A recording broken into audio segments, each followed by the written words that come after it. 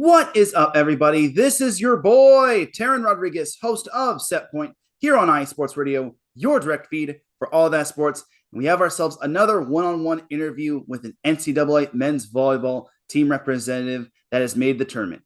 And with me, I have none other than Matt Werle, head coach of Grand Canyon. Matt, how are you doing today? I'm doing well. I appreciate you having me on. No problem, Matt. Without any further delay, let's begin. So, Matt, your team wound up winning the MPSF tournament for the first time in team history. How special was that moment when Rico Wardlow put down that kill for match point?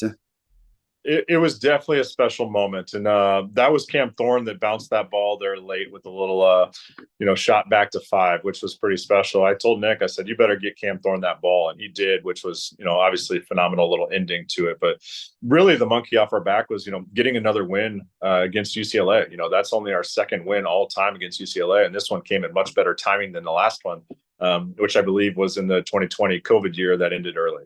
So this one definitely was great for us, but giving ourselves, some confidence going in that, hey, we do belong there. We did just beat, arguably the best team in the country. Like we can do this. So that was huge for us just to kind of take down UCLA again. The championship is icing on the cake, but I think just the win in general was big time for us. And yeah, that was Cameron Thorne. My apologies on that. Got your he wouldn't let me live it down, so I had to correct you. It's all good. All right. But you all are making your second straight NCAA tournament appearance, or National Collegiate Men's Volleyball, as the correct vernacular states. How special is this moment for you as a coach? And talk to us about how much this means for your program in general. Yeah, I mean, all the things that come along with it. I mean, the experience for these guys and the memories that it makes. I mean, that's big picture, and just so happy for them that they get to, go enjoy this now a second time, a first time for some. But that alone will just, things that they'll be able to tell their grandkids someday and talk about with their buddies and teammates, 20 years down the road of how special this was. So that's really great. But, like I said, the experience from last year, now getting back onto that stage and showing like last year wasn't a fluke. We just kind of proved ourselves as a program again is phenomenal. And that leads to more success in the future because we're able to, ride the coattails of last year and this year's success and, land some more recruits and, get people to really have a little bit more respect for our program and the body of work that these guys are really putting in. And also this season marked another historic moment. You were the number one team at the nation in the time. How big was that, knowing that your work had paid off and all of the wins against some of these top 10 teams were really paying dividends? Yeah, and it's always kind of been an uphill battle. So this is my 9th season as the head coach, and we've always just been that underdog program. The people doubt us. We don't have 6'7", 6'8", 6'9" outsides that are potential future Olympians. Like we have a bunch of guys that have a chip on their shoulder. So there's always been doubters. There's always been haters. And these guys, believe it or not, they thrive on that. And it's just kind of always been the thing, like, going up against UCLA, Coach Speraw, who's, arguably the best coach in the country that we all can agree upon. And, Coach Speraw didn't give me a chance in his program. Now I want to go take it to him. Like they want to play with that chip. They want to play with that excitement and really just go prove themselves. And that's something that we talk about in our gym all the time is that everything that you do, whether it's, your homework, your sleep routine, practice, a match, like as long as you can leave proud of what you put in there, that's all that you can ask of yourself. So we just keep saying, hey, go be proud of your effort. Go be proud of the teammate that you are. Go be proud of the character that, you have. Like, go be proud of who you are and what you're doing. And in the end, we can't fight, win or loss. That is an amazing attitude to have. I love it. It really shows how much this team has grown and how far this team has come. And in addition to beating UCLA, that was actually your first top 5 win. I know that narrative has kind of been swirling around saying GCU didn't have any top 5 wins going into that one, but how relieving was it getting that whole narrative off your back? And what does that mean for your program this season? Yeah, the narrative's interesting to me. I mean, we had, obviously that was our 5th chance against the top 5 team. So the first match at Hawaii when we were playing UC Irvine, we were up 2017 in the 4th set, and then actually had a transition kill to win the match 25-23.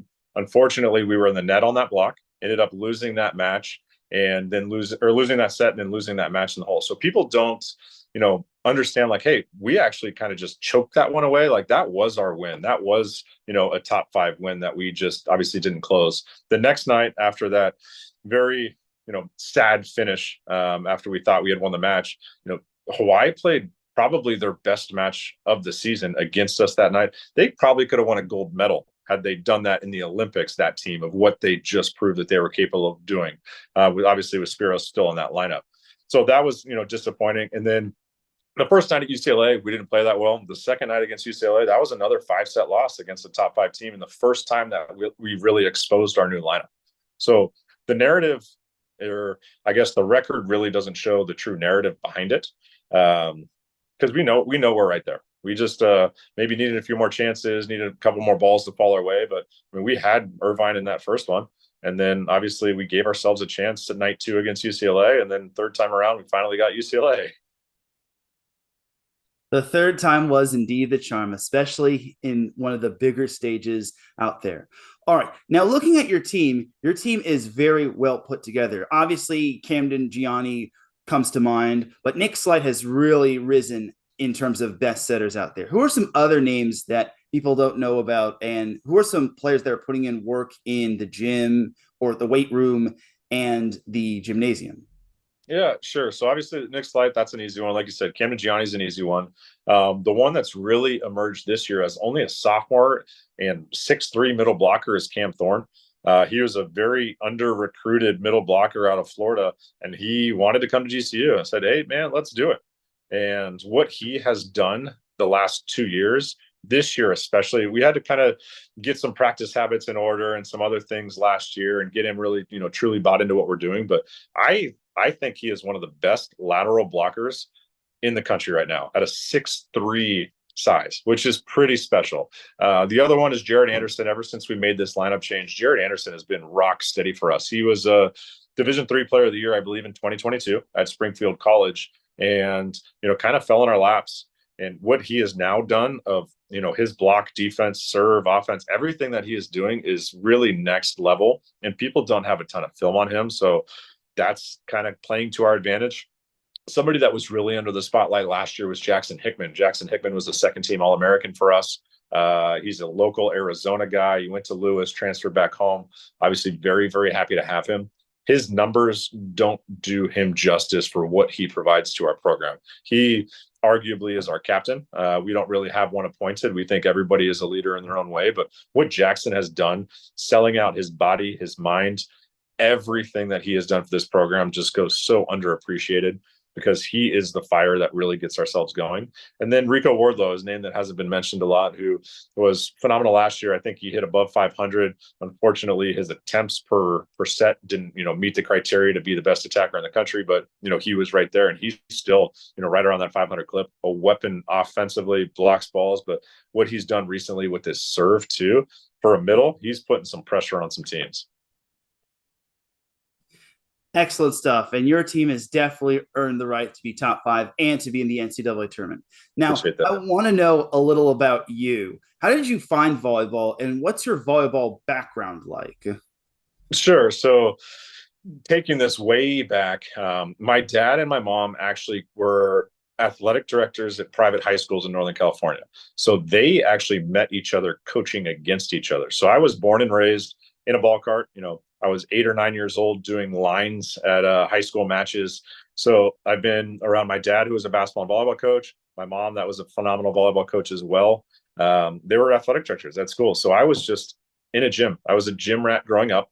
And then we moved back to Pennsylvania from California when I was 12. And it was the first time I started playing actual organized volleyball was, 7th grade. Back at Meadville High School, about 30 minutes south of Erie in the northwest corner of Pennsylvania. And I fell in love with the sport. I also played basketball and baseball, but fell in love with the sport. It's different. The people involved in volleyball, I think, are just such special people. We're all, great people, advocates for one another, advocates for these kids. I think we're all in this for the right reasons, which is definitely pretty special. So I played at Juniata College, which was a Division III institution. And at the time, we were in the EIVA. So even my senior year, we beat Ohio State. We were in the EIVA championship that had we taken down that, Penn State Max Holt and all those guys, had we done that my senior year, we would have been in the Final Four, which would have been next level. Also in my time there, we won 3 national championships. I was a 4-time All-American. So I played a little bit, which I think helped. And I was a setter, which I think, having an understanding of the entirety of the game, that setter position really also helps, coaches. And then after that, I got some time in the USA gym, was exposed to those guys. I played professionally in Puerto Rico. I was on the junior national team for 2 seasons. So I've been around the game for a long time. And once I moved out to California to train with the national team and pursue a professional volleyball career, I knew I wanted to get my master's degree. So I actually moved to Phoenix when I was done playing, got my master's degree in in business administration with an emphasis in leadership. And those leadership courses are something that I use obviously daily. And I got my foot in the door here as a GA. So I was a GA for 2 seasons, a part-time assistant for 1, took a head coaching job at a junior college. And then now, long story short, this is my 9th year as a head coach. Teran Rodriguez here of OATIIZ Sports Radio, host of Set Point with Grand Canyon men's volleyball coach Matt Werle. Amazing background story right there.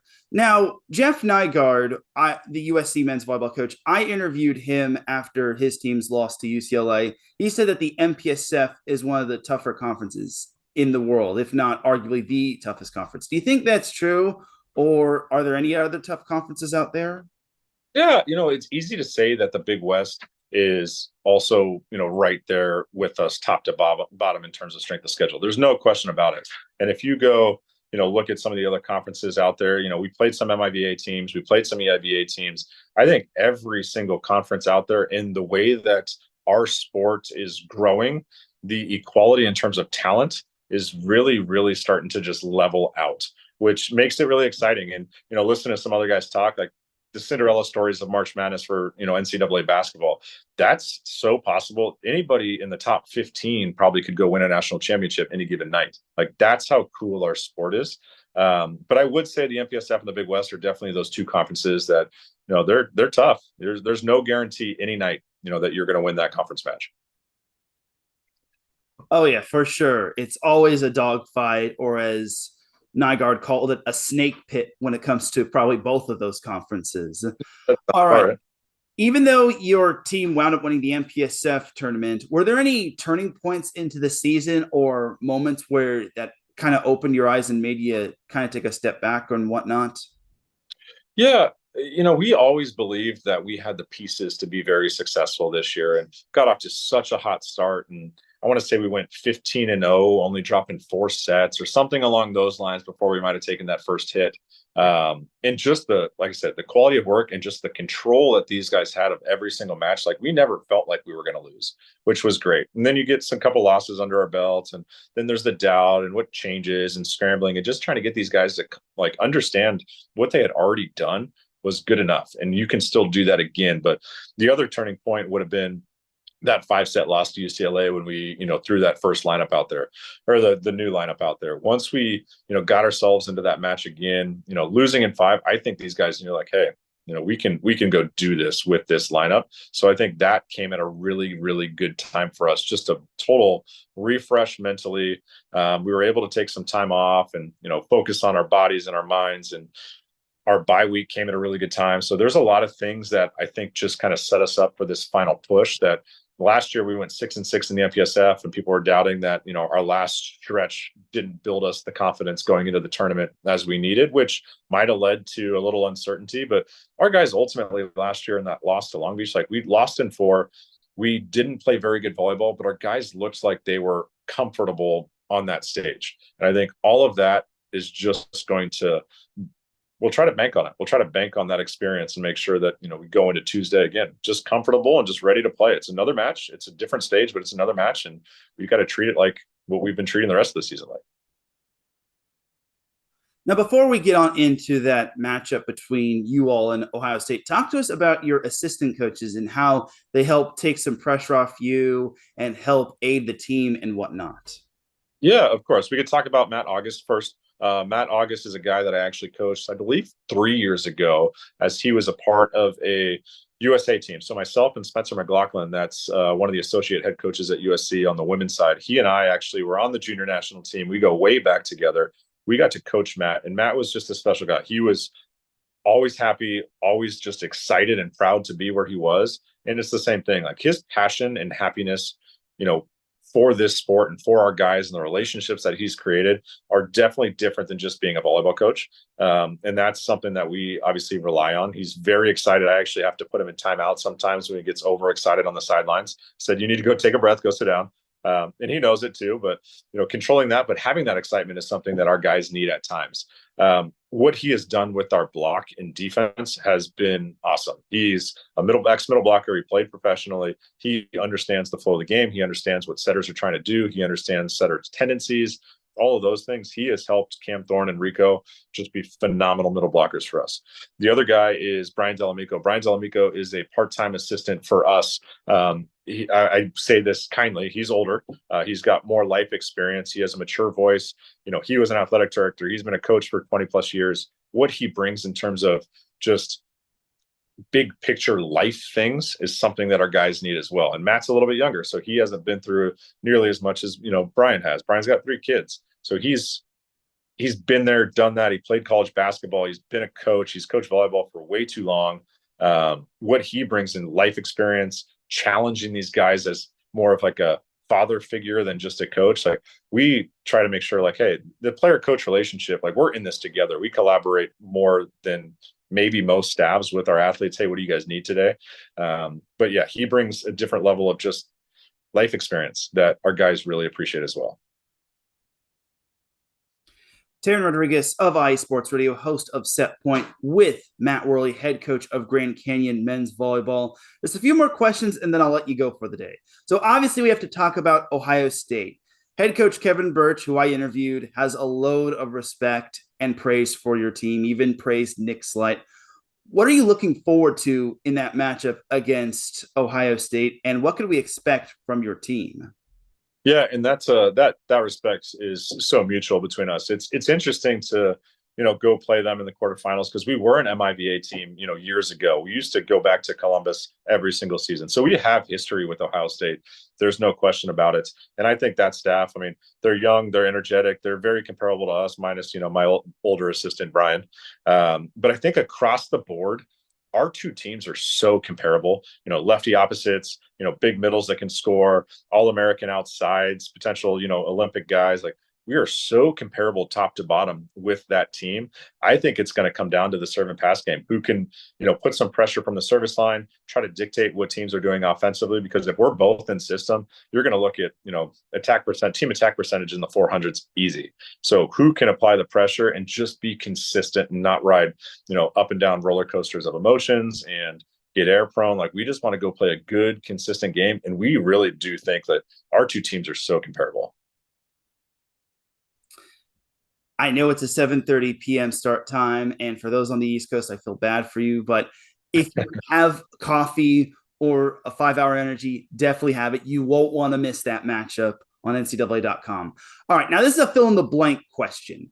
Grand Canyon men's volleyball wins the national championship if they blank. Play loose and have fun together.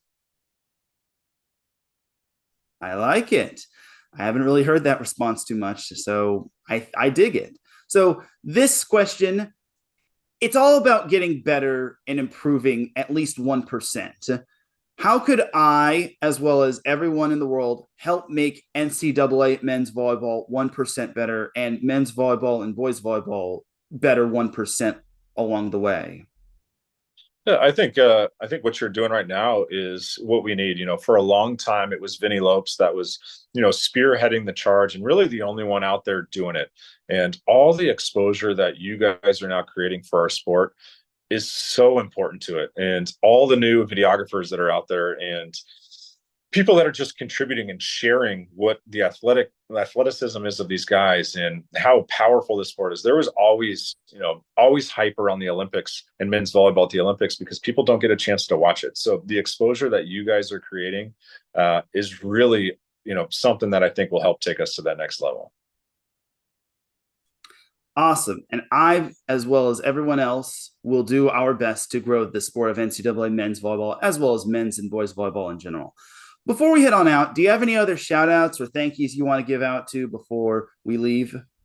No, I have to thank obviously the university for what they provide to us to help us be successful. So, they're, first and foremost somebody that needs to be recognized, because without them, we wouldn't have the resources to do and give the guys the things that they need to be successful. I also have to, thank, my staff, my support staff, the players for everything that they contribute, but family too. Like, family is so important to what we do as coaches. You have to have the support on the home front. So my wife played in college. She was at Long Beach State for a couple seasons, and then ASU. And what she does, holding down a full-time job with 1.5 and a 3.5-year-old, is special. Well, listen, Matt, I greatly appreciate you jumping on here, taking time out of your busy schedule to letting me interview. He's Matt Werle. I'm Teran Rodriguez. This is another one-on-one men's volleyball interview with the tournament representative. I will see you all next time. Take care, everybody.